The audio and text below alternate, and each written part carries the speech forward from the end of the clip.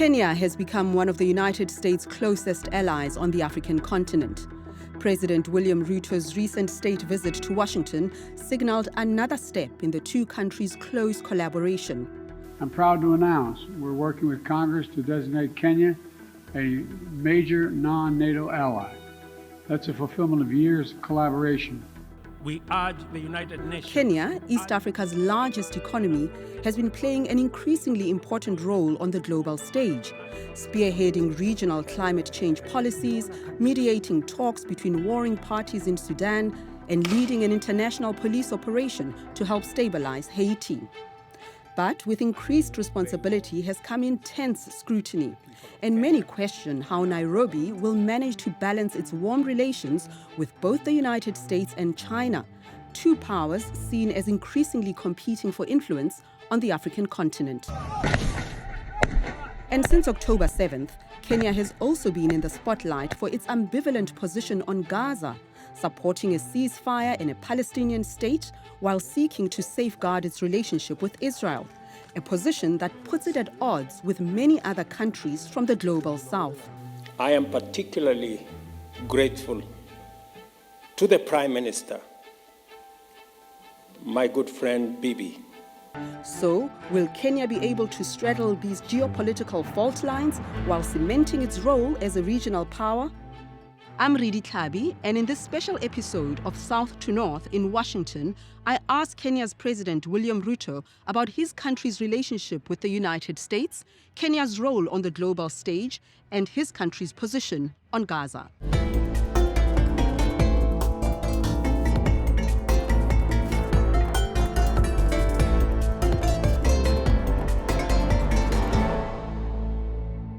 Mr. President, you've just concluded the first state visit of an African head of state to the United States in 16 years.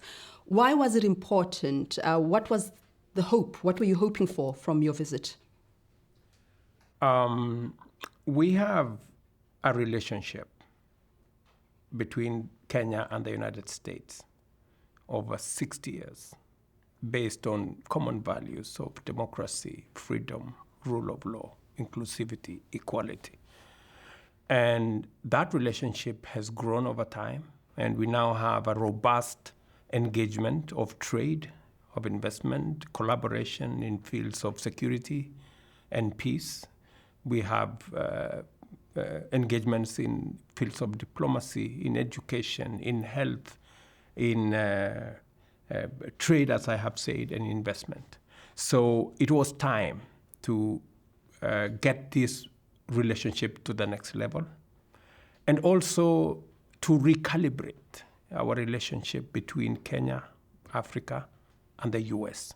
Mm-hmm. Because for a long time, there has been a wrong narrative that has been profiled and perpetuated that Africa is a continent of trouble, of conflict, war, disease, poverty. Yet, Africa is a very rich continent with 60% of the world's renewable energy resources, with 30% of the world's mineral resources, 65% of the world's agricultural potential, mm-hmm. and the youngest population on Earth. In any case, 40% of the world's workforce will be Africans by 2040. Mm-hmm. And a quarter of the world's population will be living in that continent. That's probably will be the largest market in the world. So Africa is a great story, and it needs to be told. And I am very happy that I got the opportunity to tell the new story of Africa. Well, it's not insignificant that it's the first visit of an African head of state in 16 years. So it raises questions about how seriously America, the United States, takes Africa. But I want to ask you about the elephant in the room, the geopolitical tension between the United States and China. The US has made no secrets that it hopes to expand its investment in Africa. It is on the back foot because China has made gains diplomatically and economically. China is your largest trading partner, but you've got debt. I'm talking specifically the $4.7 billion that was used for the high-speed railway. You've got loans that are debilitating. So I want to ask, this geopolitical tension between the US and China and your debt burden, is that in any way informing Kenya's trade and foreign policy objectives? First, every country has its own responsibility, and every country chooses its friends. And no country should inherit friends, enemies, tensions of others. That's number one. Number two, many people want to profile others as either facing east or facing west. Believe you me, we're neither facing east nor facing west. We're facing forward. We're looking at our opportunities. What are the real opportunities that exist in our continent? What are the partnerships that will unlock the potential that exists in Kenya? My mission to the United States is about the values we share with the United States of democracy, of freedom, of rule of law. What I have come to discuss in the United States is the relationship that we have, the trade relationship that we have. We had a conversation about the situation in our continent with respect to climate change. And we announced yesterday a relationship and a collaboration between President Biden's PGI program around renewable energy and our own Africa Green Industrialization Initiative. We had a robust conversation with President Biden on how America can lead the way in the reform of the international financial architecture so that Africa, countries like Kenya, countries in the global south, low-income countries can have access to concessional financing so that we can eliminate the high interest rates and work with a fairer international financial architecture. These are things that will benefit Kenya, yes, but it will also benefit countries in Africa and countries in the global south.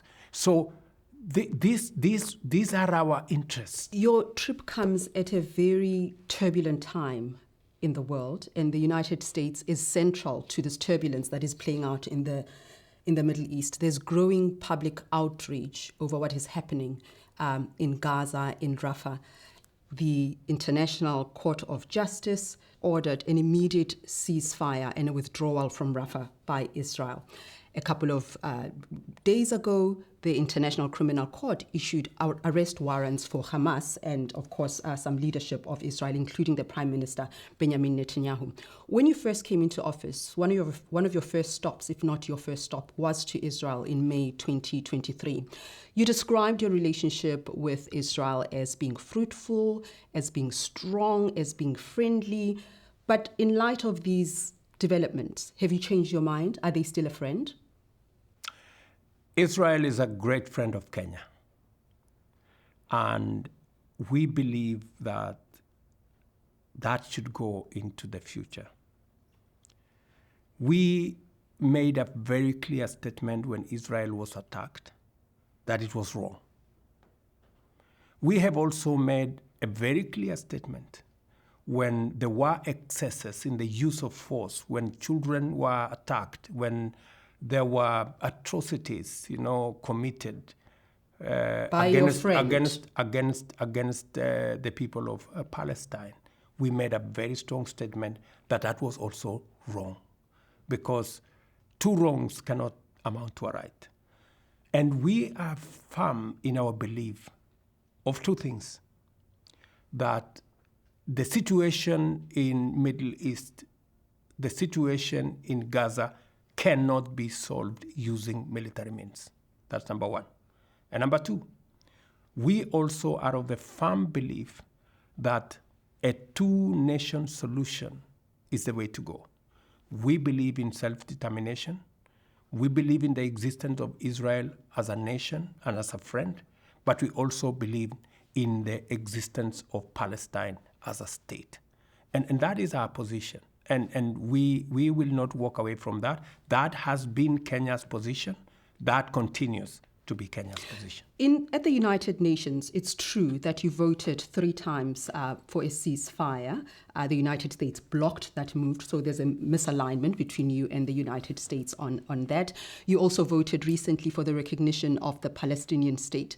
You've spent a lot of time with President Biden. It's all very well to say we believe in the two-state solution, but when you are sitting with him, are you pushing strongly for an end to this calamity in the Middle East? Since the United States is seen as being central, it can stop this calamity with the sale of arms. It is perpetuating this calamity. Did you say anything about that?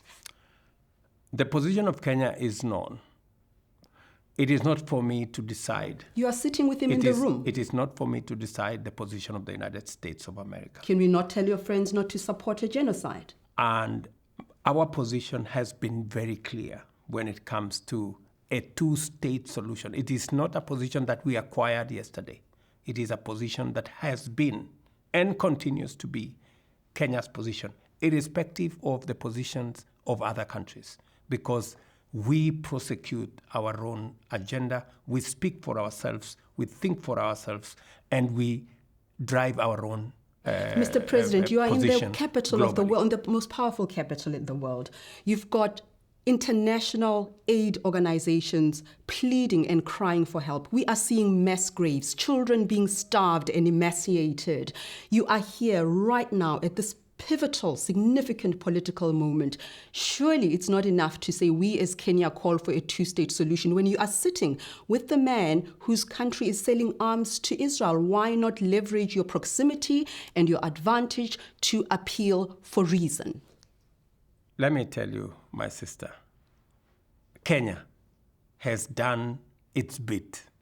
We have taken the firmest position when our alliance, when our interests converge with the United States, we stand together. When they don't, we stand separately. But that does not mean we become enemies. That does not mean it affects our friendship. It's just because it is what it is. Well, you clearly are the United States' favorite partner then, because it has threatened anyone who stands against it, even Congress here introducing bills to punish countries, to punish the International Criminal Court. But for some reason, you are escaping that kind of censor. Does that indicate that you are not pushing hard because you are allies with Israel and you are nursing these relationships even in the face of such catastrophe? That's your opinion, and it doesn't necessarily reflect what Kenya stands for. As I have told you, we are very firm in our belief on a resolution of the conflict in Gaza, not by military means. We do not support what is going on in terms of women, children, mass graves. And we have made our position very clear. And secondly, there are countries who don't believe in a two-state solution for the Middle East. We do, and we are unapologetic about it because we believe that is the right position. Right. Israel must exist as a state, and they are our friend, but Palestine too must exist as a state. It's hard to imagine how Palestine can exist with this obliteration that we have seen playing out live on television and social media. I want to move on to Sudan, another crisis that demands desperate attention. In fact, African leaders have been criticized of not doing enough. Kenya has done a lot for civilians who have been displaced in Sudan. You played a key role early on in the negotiations, trying to bring the two sides together. But you were accused of being a little too friendly with the RSF commander, Mohammed Hamdan Dagalo. That whole situation resulted in you, as Kenya, being accused of being biased. It led to Sudan being so angry that it withdrew its ambassador from Kenya. So I want to ask you, are you biased in that relationship? And have you lost an opportunity to bring lasting peace and stability? To be fair, we have done the best that we could. There are people who would have wanted us to take sides. And unfortunately, Kenya is not known for taking sides. Kenya has a long history with Sudan. We worked with Sudan in the challenges they had for almost 30 years. In fact, Kenya was the country that eventually brought about the comprehensive peace agreement that established, working with the United States, working with Troika, that established South Sudan as a country today.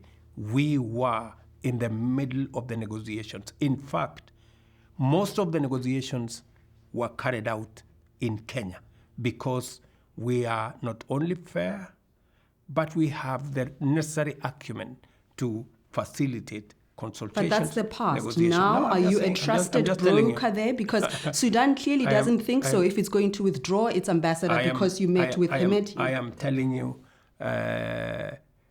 Al-Burhan visited me in Nairobi. Hemeti visited me in Nairobi. Both of them, I have had a thorough and clear engagement with them.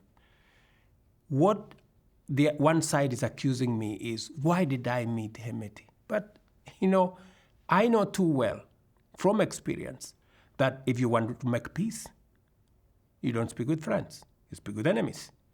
And you speak to all sides. So it is not possible for us to move forward and make peace if we don't speak to both sides. Let me take it forward. We invited both sides to an IGAD meeting in Uganda. Only Hemeti showed up. And when Hemeti showed up, the other side said they now want to pull out of IGAD because Hemeti showed up. So you cannot continue to run away from your adversary. You will never resolve the problem. So Kenya was accused to be biased. Now IGAD is being accused of being biased because we want to listen to everybody. And I want to promise you that we're not giving up on Sudan. I was putting together the former Prime Minister and the various combatants who are even non-signatories of the Juba Agreement so that we can begin to consolidate the civil society, the political parties, to support and push the peace process in Sudan.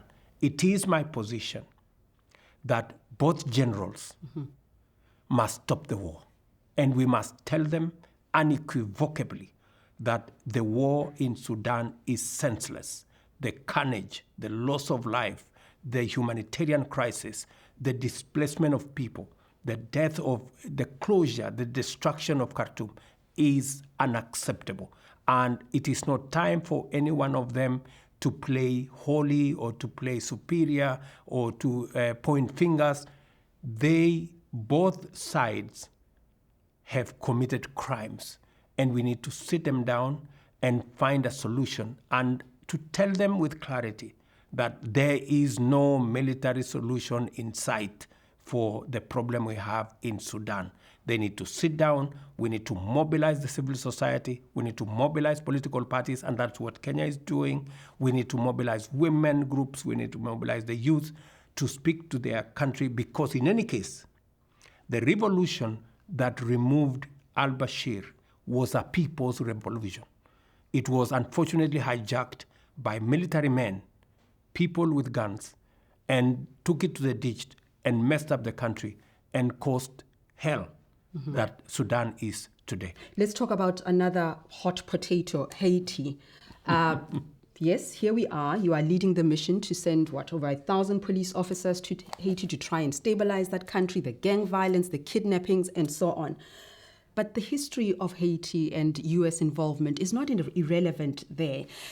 There's a history of failed international peacekeeping missions led by the U.S. and the United Nations. Haitians themselves are very anxious and not trusting of such missions. The U.S. is contributing more than $300 million, and those opposed to this see this as an extension of the troublesome U.S. hand in Haitian affairs, and that Kenya Kenya is somehow being used as a proxy to further the interests of the US there. What is the basis for your confidence given the history? This is not the first mission Kenya is engaged in. We have been in 47 other missions around the world, including in very difficult places like Kosovo. We have built experience, we have built understanding, and I am very confident that Kenya has what it takes to be able to handle the situation in Haiti.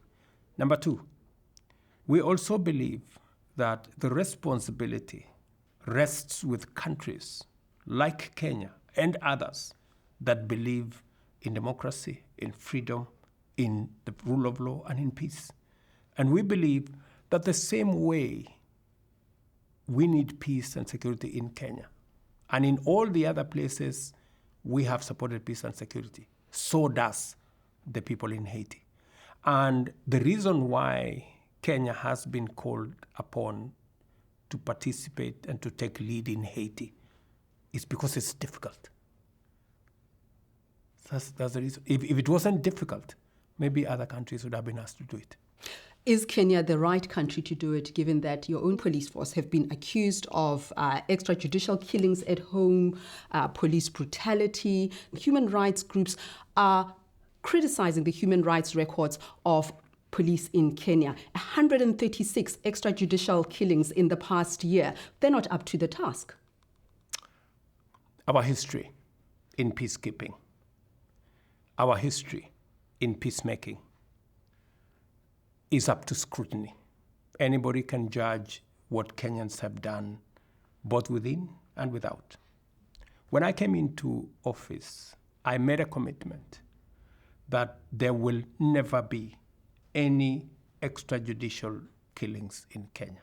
And that is the case. But you supported the police when they cracked down on protesters. And I intend to keep it that way. Did you not support the police? Any police, men or women, who use extra constitutional means that are not provided for, we have an independent police oversight authority that have taken policemen to court. Our record is straight, and I have enhanced the capabilities of our policemen, the judicial system. We have worked with the Chief Justice. In fact, I just swore in 20 extra judges. In fact, in my 1.5 years in office, I have recruited 46 additional judges to make sure that the criminal justice system is up to the mark, to make sure that everybody, including the police, operate within the parameters of the law. Everybody must be accountable, starting with the president, must be accountable. We must live within the parameters of the law. That is why even this deployment was taken to court by Kenyans. But let me tell you, the cabinet has approved. Both houses of parliament, people's representatives, have approved. The police service commission, they are on board. The court have made representation. In fact, when people went to court, the court said the deployment must happen, but it must happen in a certain way.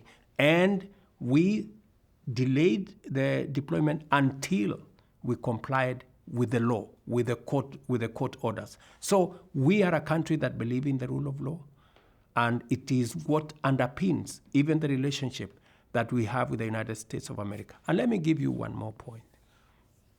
Just 3 weeks ago, I operationalized the Public Benefits Organizations Act that will give civil society organizations more latitude in making sure that they hold government to account. And they point out when citizens' rights are being violated. It is because we are a country that believes in the rule of law. It is the reason that we are doing what we are doing, because it is the right thing. So I am very confident that our deployment in Haiti does not only meet the requirements of the law, that I can confirm, let me put it that way, that our police are professional enough to be able to discharge their responsibilities. They've done it in 47 different countries around the world. They will do it in Haiti. Mr. President, we've run out of time. Let me thank you very much for speaking to us here on South to North Al Jazeera. Thanks indeed. Thank you very much.